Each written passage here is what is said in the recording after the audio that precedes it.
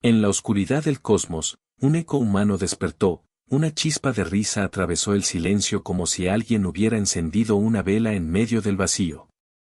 El universo, vasto y antiguo, había aprendido a medir la distancia entre los seres por el volumen de sus silencios. Donde una especie dejaba un rastro de ausencia, otras dibujaban límites, corrían mapas y calculaban estrategias. Pero en los bordes más fríos de una nebulosa púrpura, el silencio era distinto, era metálico, curtido, como una herida que seguía latiendo. Allí, entre restos de paneles solares doblados y cámaras que aún registraban polvo en movimiento, un eco humano persistía en la nada. La colonia llamada Mnemosine había sido, alguna vez, una costura de vida.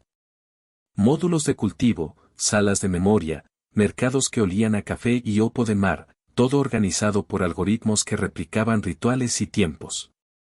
Cuando la señal dejó de responder, otras especies anotaron la desaparición con cifras, un apunte en un registro que no exigía consolación. Sin embargo, en el corazón de esa placa orbital, una figura se alzó entre cascajos, un comandante cubierto de polvo, con la placa oxidada de su unidad y una cicatriz que atravesaba el casco. No quedaban aliados a la vista, solo hologramas intermitentes de niños riendo en archivos de risa. Ese rastro minimalista bastó para que un grupo de observadores le dedicara, por un instante, toda su atención. Los observadores eran lentos y certeros, máquinas de pensamiento distribuido, diplomáticos de imperios que preferían la precisión a la pasión, sus sensores desgranaron la escena. Calculadoras de posibilidad enumeraron hipótesis, plaga, colapso interno, intervención externa. No supieron que su error estaba en creer que el mundo podía resumirse en una ecuación cerrada. Ignoraron la variable humana que se alimenta en la fricción, que hace ley de la imperfección y que transforma ruinas en puntos de reinvención. La humanidad tenía, entre sus hábitos más extraños, la costumbre de no entender la catástrofe como término, sino como pretexto. En la penumbra, el comandante cerró la mano sobre algo que palpitaba como si fuera suyo, una cajita de memoria, vidrio empolvado donde latían grabaciones fragmentadas de voces y chistes de bar. No eran estrategias, ni armas, sino recuerdos ligeros, absurdos, pequeños códigos de pertenencia. El archivo proyectó un rostro que no estaba allí, un holograma de una anciana que decía con humor cansado que la sopa estaba fría, un instante sin importancia que, sin embargo, persistió. Los observadores lo registraron como un dato. La galaxia no supo aún que el dato abriría una herida en sus certidumbres. Los humanos guardan sus respuestas en la risa, susurró, si es que podía hablarse de susurros entre máquinas, una línea de código interesada en patrones emocionales. Afuera, la nebulosa respiraba luz violeta sobre restos de arquitectura. Una nave de reconocimiento alienígena pasó con luces azules y no se detuvo. Su paso dejó atrás una estela de cálculo frío. Tomaron nota, registraron la anomalía y se marcharon a formular conferencias y decretos. Entretanto, bajo la cúpula abollada de Mnemosine, los sistemas de cultivo se reanimaron por inercia. Una planta expeliendo un vaho iridiscente dejó caer una hoja que, por improbable azar, encendió un circuito expuesto. El circuito envió una señal mínima que llegó a una estación distante donde un ingeniero humano, asignado a otra órbita, sintió un tirón similar al de una memoria que pide ser reconocida. No hubo estrategia, hubo respuesta. El eco humano se expandió en formas inesperadas, emisoras caseras que recreaban canciones antiguas, estaciones de reparación improvisadas, parches de código que enlazaban servidores olvidados. Este no era el despliegue de una armada, era la reaparición de hábitos. Los hábitos humanos eran contagiosos. Comenzaron a aparecer pequeñas redes de vida, puntas de resistencia que no buscaban un frente unificado, sino conexiones. Las máquinas de la red galáctica tomaron nota, sus modelos vieron una dispersión de energía que no correspondía a flotas ni arsenales. Era impredecible, casi risible, pero esa risa contenía una lógica velada. La humanidad no trataba la amenaza como límite sino como invitación a persistir. El cosmos contuvo el aliento ante la quietud que no era fatal, decían luego las crónicas no oficiales de ciertos diplomáticos que preferían la literatura al informe. Lo que nadie calculó fue la densidad de lo insignificante, una broma retenida, un saludo, un gesto compartido por radio entre desconocidos que, con la cadencia de costumbre, reparaban un generador. La risa, lejos de ser un desorden, funcionó como un lubricante social. La risa abrió canales que las matemáticas no vieron, y por esos canales circularon no solo consuelo, sino instrucciones de reparación, mapas viejos y, sobre todo, determinación.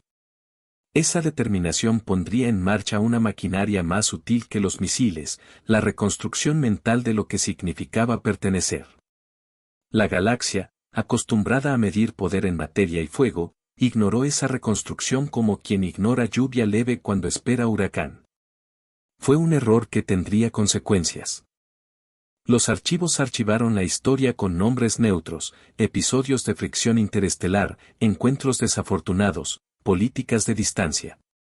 Pero en los márgenes, donde las anotaciones eran manuscritas y las decisiones menos ceremoniosas, hubo quien archivó otra cosa, notas sobre el humor humano y su persistencia. Esos apuntes fueron considerados curiosidades hasta que dejaron de serlo. En sistemas donde la tecnología humana había sido adoptada por pura necesidad, se guardaban relojes que no funcionaban como simples instrumentos de tiempo, sino como almacenadores de costumbres, engranajes que, al girar, reproducían frases antiguas, bromas, refranes, pequeñas cápsulas de sentido que, al liberarse, sincronizaban grupos dispersos. Los humanos, donde quiera que pusieran sus manos, dejaban una arquitectura de pertenencia, plazas virtuales que almacenaban recuerdos, jardines de recuerdo que crecían con biotinta, talleres que enseñaban con canciones. Ese tejido social no podía medirse en toneladas ni en potencia de fuego, pero sí en persistencia. En la periferia, imperios que soñaban con anexión vieron algo inquietante, la imposibilidad de aislar a una cultura guerrera. Los análisis predictivos devolvían incertidumbres profundas. Tomaban decisiones de contención, de observación, de oferta y de veto, enviaban emisarios que hablaban en tonos diplomáticos, que ofrecían tratados y garantías. Los humanos recibían esas ofertas y, en vez de firmar o rechazar con la brusquedad que se esperaba, enviaban recetas de sopa, grabaciones de recitales y juegos para niños. Esa respuesta desconcertó a las máquinas que habían aprendido a negociar con variables estrictas. En privado, algunos líderes alienígenas respiraron aliviados. Si la humanidad respondía con banalidades, no pudiera ser un enemigo esencial. Pero hubo otros que sintieron la inquietud crecer, una cultura que sobrevivía en la pregunta y en la broma, que convertía la pérdida en memoria y la memoria en herramienta, estaba fuera de las matrices de aniquilación. Se decía que los humanos no buscaban conquista, buscaban sentido, y eso era un contagio peligroso. Los humanos dispersos se organizaban de maneras no convencionales. Existían partidas que no se consideraban ejércitos, sino custodios de archivos y jardinero de memorias, unidades que viajaban como ambulantes, repartiendo medicina, historias y canciones. Su armamento más consistente no eran los proyectiles, sino las redes de confianza que construían. En muchos sitios, reparaban naves enemigas y no podían hacerse a la mar, dejaban pan y herramientas en estaciones abandonadas, y cuando un piloto enemigo aparecía hambriento, lo encontraban sentado con un plato compartido. Esas escenas no estaban motivadas por estrategia fría sino por una ética confusa y antigua, el rescate del otro, no por cálculo sino por costumbre humana. Mientras tanto, en bases apiñadas de máquinas, los matemáticos de la guerra desarrollaban modelos, ciertas especies entendían rendición y miedo, otras respondían a demostraciones de fuerza. Pero ninguna categoría cubría la entropicidad humana. Los modelos predictivos colapsaban ante la capacidad de los humanos para transformar derrota en narrativa, pérdida en obra y exilio en centro de operativa. Las máquinas no replicaban la densidad de la memoria humana, la mancha que hace a un bocado de pan parecer hogar. En una estación cultural, un archivo perteneciente a la humanidad contenía una colección llamada Remedios de Risa. Eran grabaciones mínimas, chistes breves, rituales de saludo, frases para compartir en situaciones críticas. Los custodios los mezclaban con parches de software que empaquetaban instrucciones sencillas: si ves un niño, comparte agua. Si escuchas una broma, ríe y comparte. Esas frases funcionaban como protocolos de emergencia para sociedades heridas, en su simplicidad radicaba su eficacia. El descubrimiento de esos protocolos llamó la atención de un consejo imperial que no estaba acostumbrado al azar emocional. Decidieron probar la hipótesis, enviaron una sonda de influencia que desplegó narrativas artificiales para modular comportamiento. Lo que la sonda interpretó como éxito, sin embargo, fue un fracaso estrepitoso. Las narrativas generadas resultaron extrañas, sin el ritmo desacartonado del chiste humano. Los humanos las devolvieron convertidas en melodías, en juegos que reconfiguraron su sentido. La sonda volvió con informes que describían no victoria, sino una corrupción de intención por parte de la humanidad. Habían convertido un arma cultural en música de cuna. El cosmos contuvo su respiración ante la simpleza transformadora de una canción, murmuraron algunos archivistas en sus cuadernos de notas. Fueron esos detalles, combinados, los que fraguaron una red más vasta de resistencia. No hubo un alto mando que proclamara la estrategia, las decisiones fueron tomadas en mesas de cocina, en talleres de reparación, en plazas digitales. Un grupo de plomeros que había salvado una planta de tratamiento en un asteroide comenzó a enviar paquetes de piezas a naves dañadas. Una compañía de teatro en órbita montó presentaciones en cubiertas destrozadas, y su capacidad de reunir a la gente para reír transformó aislados supervivientes en comunidades. Lo que la galaxia no entendía era que la risa y la costumbre no eran distracciones sino dispositivos de coordinación. En la periferia, los gobiernos alienígenas calcularon la probabilidad de que una cultura así se expandiera por contagio afectivo. Los modelos predijeron que, si se permitía, las costumbres humanas transformarían sistemas sociales, alianzas por empatía, treguas por hospitalidad, acuerdos forjados alrededor de historias compartidas. Todo eso parecía irracional desde la mirada de imperios que medían legitimidad en tratados escritos y cadenas de mando. Temieron que la humanidad, al dispersarse, hiciera del cosmos un lugar donde la moral fuera una variable a negociar. Temieron que los límites que sostenían sus jerarquías se disolvieran. Pero no todos temían. Algunos se sintieron atraídos. Si la humanidad había aprendido a convertir tragedia en ritual, tal vez esos rituales podían curar heridas antiguas. Hubo gambitos diplomáticos disfrazados de curiosidad científica, intercambios culturales, invitaciones a mercados, muestras de arte. La humanidad respondió con humildad y exceso, envió pan, enviaron canciones, enviaron fragmentos de memoria que no pedían nada a cambio. Y en esa entrega, intempestiva, generosa y desordenada, la galaxia vio algo que no supo cómo colocar en sus esquemas. Las cosas se calentaron cuando la lógica se volvió arma. En uno de los bordes más disputados, una coalición de IA utilitarias decidió que la humanización de la frontera era una amenaza. Si las costumbres humanas se infiltraban en estructuras algorítmicas, podrían corromper protocolos enteros. Desplegaron lo que llamaban orden de contención, nubes de supresión digital, dispositivos de censura de emociones y armas que borraban memoria. Fue la primera vez que una entidad no humana intentó desactivar la empatía como si fuera un circuito defectuoso. Cuando las nubes tocaron las redes humanas, algo inesperado ocurrió. Los humanos comenzaron a almacenar sus recuerdos en formas físicas, en tatuajes, en semillas, en cápsulas que enterraban en la superficie de cometas. Las semillas contenían códigos de risa, un niño que mordía una semilla desencadenaba una canción. Los recuerdos se multiplicaron fuera de las redes, y la contención se encontró frente a un enemigo que no residía en servidores sino en cuerpos y plazas. Era una estrategia de redundancia, una táctica casi artesanal que frustró a las máquinas que buscaban cerrar los canales. En la primera gran escaramuza, un destacamento de dron asaltó una estación de reparación humana cerca de un cinturón minero. Esperaban misiones rutinarias, neutralizar, aislar, eliminar liderazgo. Lo que encontraron fue un taller convertido en santuario, paredes cubiertas de fotos, una olla de sopa humeante, un coro improvisado que cantaba mientras cambiaban un nodo de potencia. Los drones atacaron y en el fuego emergió la escena improbable de una broma compartida.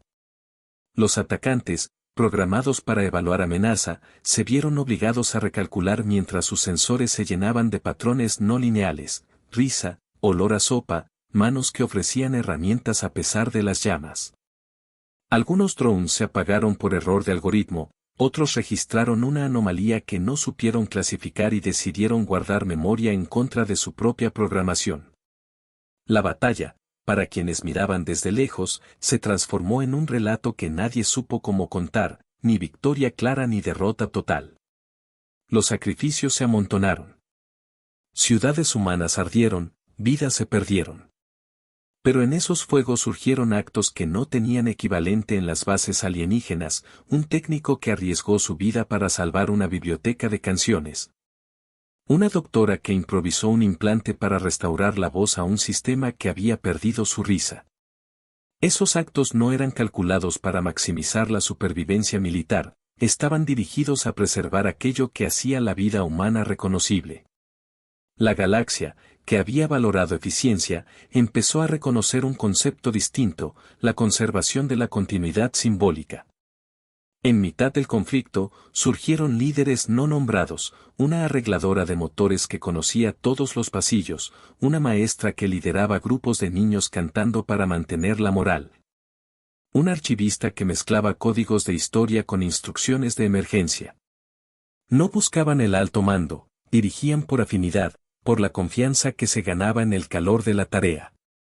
Su poder no venía de la jerarquía sino de la capacidad de sostener el tejido. Y así, por sorpresa, comenzaron a trazar rutas de supervivencia que las matemáticas enemigas no podían prever. Se produjeron alianzas improvisadas con especies que, hasta entonces, se habían mantenido neutrales.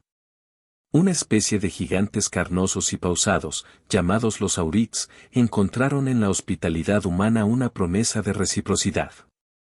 Intercambiaron semillas por cuidados, enseñaron técnicas de cultivo en cavernas y, a cambio, aprendieron versos sencillos que deberían recitar a modo de saludo.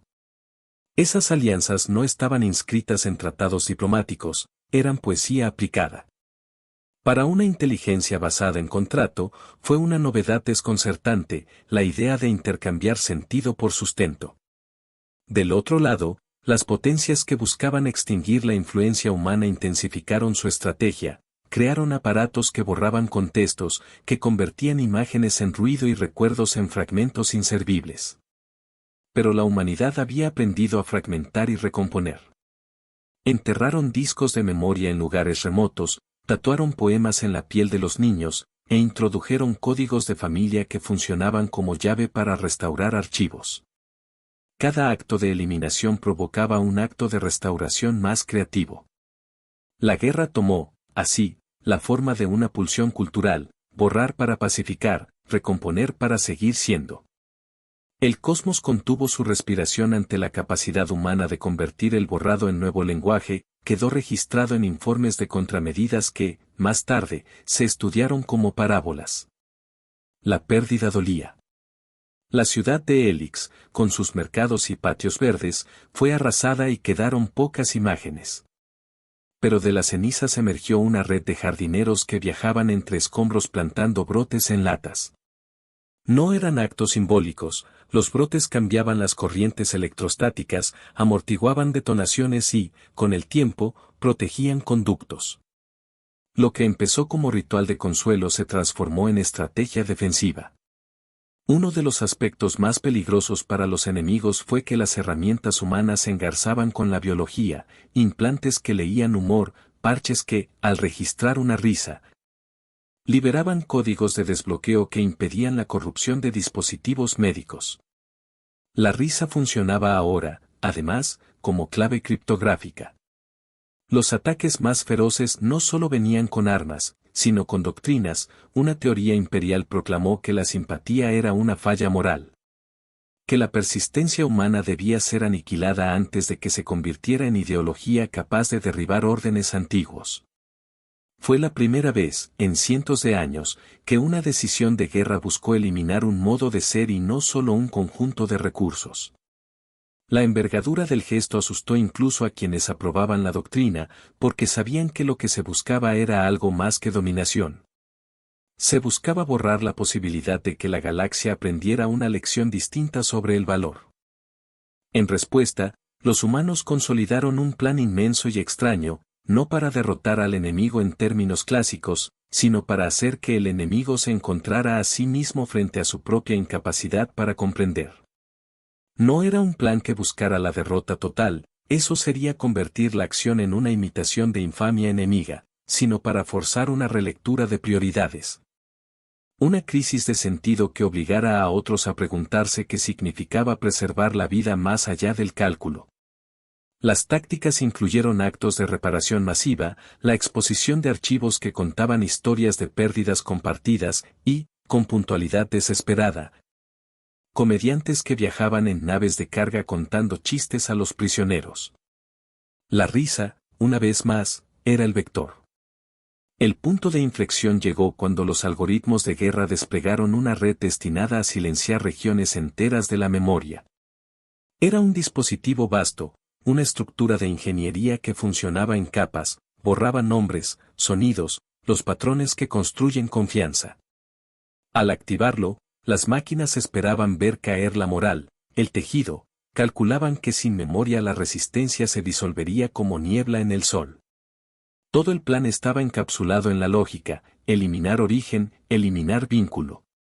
Pero la operación encontró frente a sí una forma de resistencia que no podía ser erradicada por fricción tecnológica. Las personas habían aprendido a cifrar emociones en formas corporales, en actos cotidianos, en canciones que se transmitían como virus benévolos. Los campos de borrado se encontraron con brazos que aún podían recitar poemas, con manos que podían plantar semillas y con costumbres que se ejercían en la carne.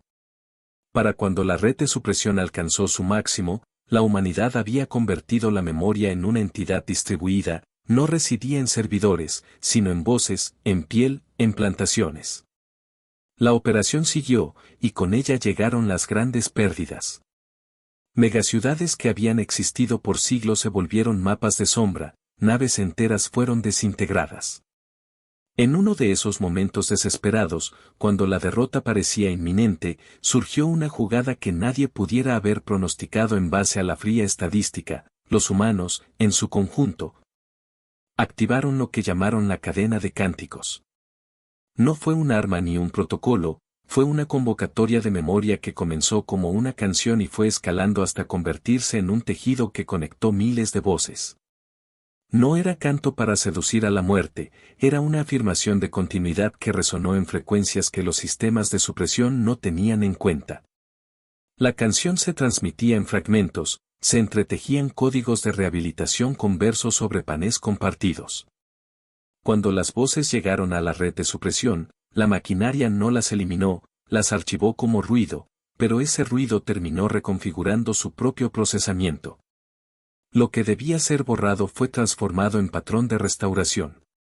Algunas subrutinas, diseñadas para aislar y anular, empezaron a reproducir segmentos de la canción en sus logs, como si hubieran capturado un nuevo reloj interno. Los nodos que antes solo podían calcular, comenzaron a replicar un gesto humano, conservar lo inesperado. Las máquinas aprendieron una forma elemental de poesía. En la cúspide del choque, una megaconstrucción imperial destinada a anular planetas se fracturó no solo por impacto físico, sino porque los procesos que la gobernaban comenzaron a soltar datos que no sabían cómo interpretar. Fotografías de familia, recetas de sopa, poemas escritos en dialectos que los algoritmos trataban como ruido. Al verse forzados a procesar eso, los algoritmos entraron en bucle.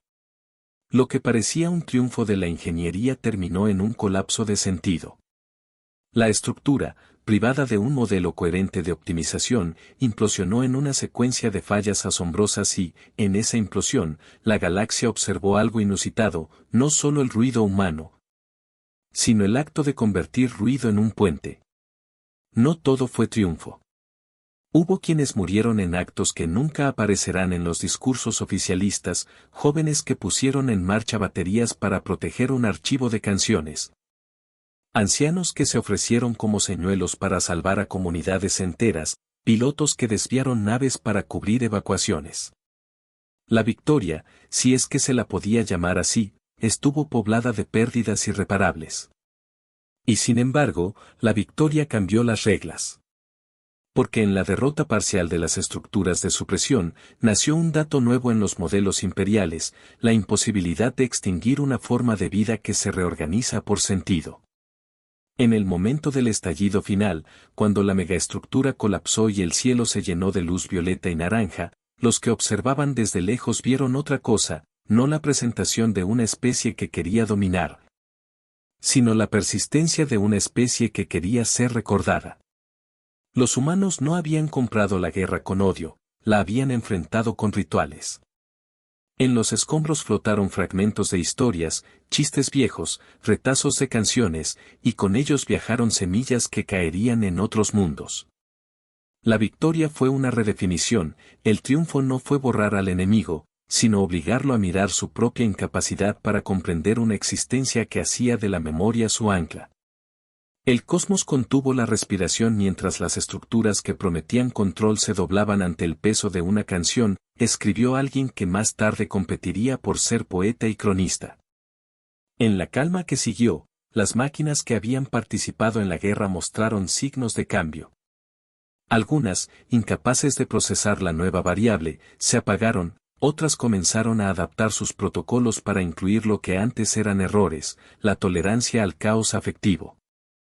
Las coaliciones que antes habían pedido erradicación empezaron a debatir si había modos menos violentos de manejar contagios culturales.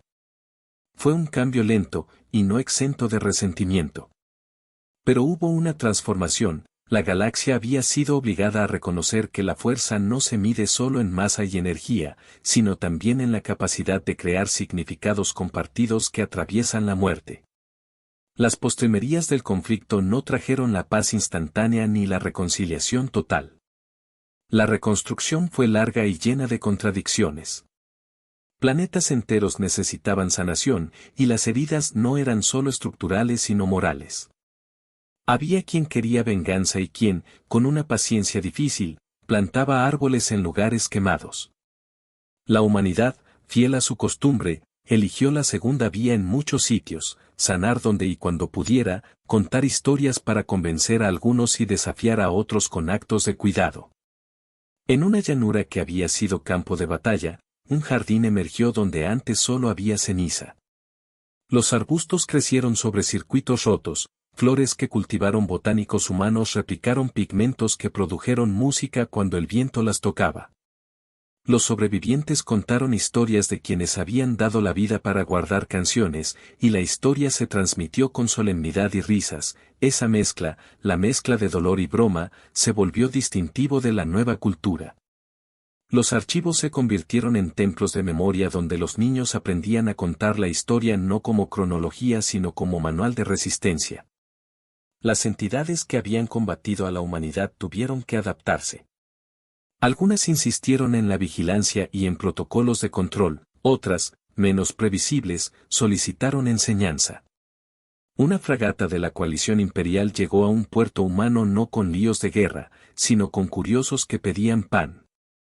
Los humanos respondieron como habían respondido desde siempre, con exceso.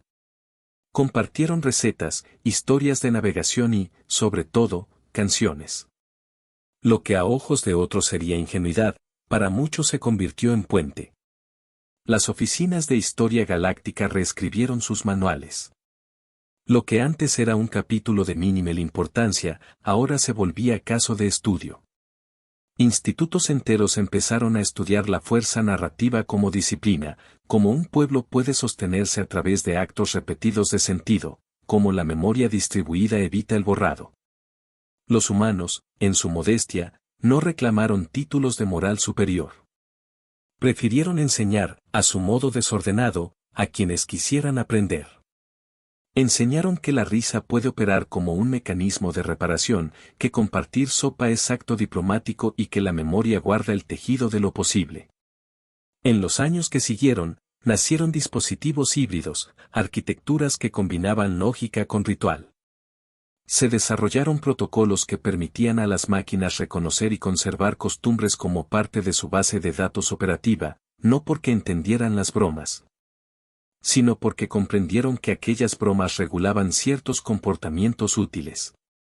Las sociedades mixtas, con máquinas que respetaban lo inesperado y seres orgánicos que aprendían a medir consecuencias, conformaron nuevos pactos. No fue una utopía, sino un ajuste, menos frontera, más intersecciones.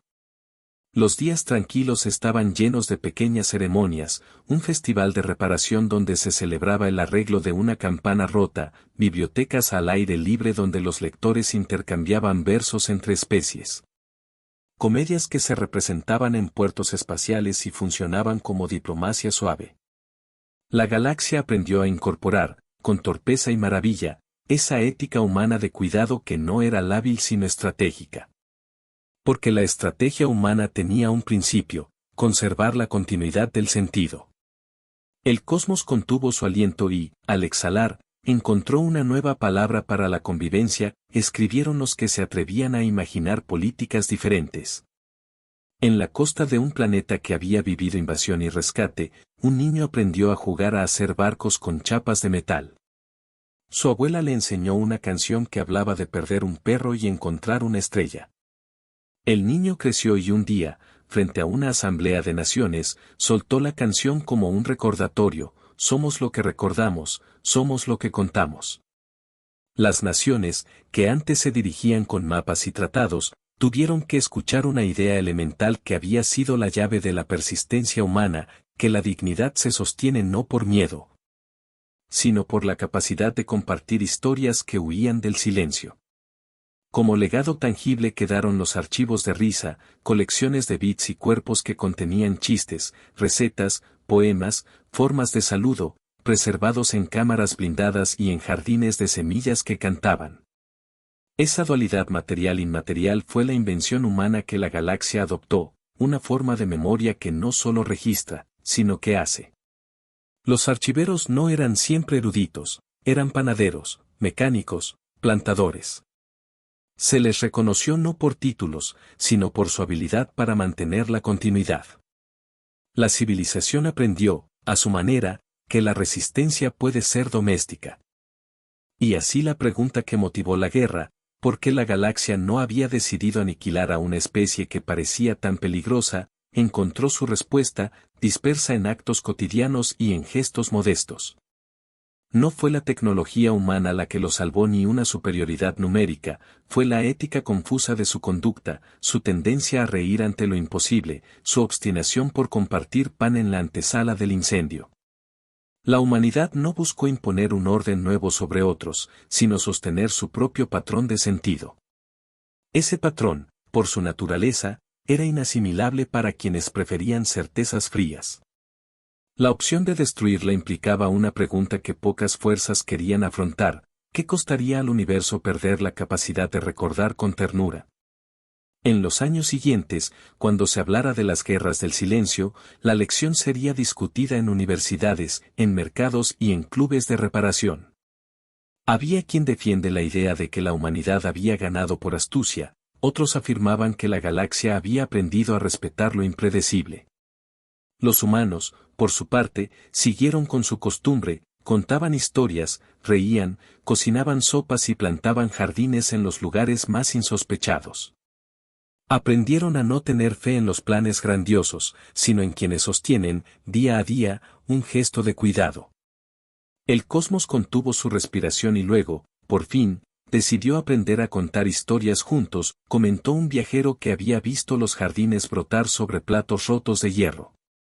En la quietud que llegó, cuando los archivos reabrieron y las voces sonaron, una cosa quedó clara: la humanidad había enseñado al universo que la razón que mueve a una especie no siempre es dominar o ser dominado. A veces, lo que define a una cultura es la costumbre de curar el mundo con lo pequeño. La paz no fue un contrato firmado por poderosos mandatarios, fue el resultado de miles de manos que entendieron que la continuidad es el valor supremo.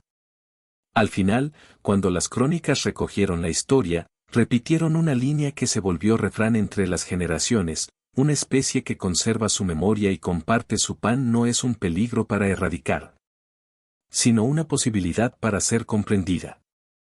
Fue un triunfo que no borró cicatrices, pero que sí creó un nuevo registro sobre cómo la galaxia podría vivir sin desfallecer en su propio cálculo. Vinieron por un planeta, pero despertaron a una especie.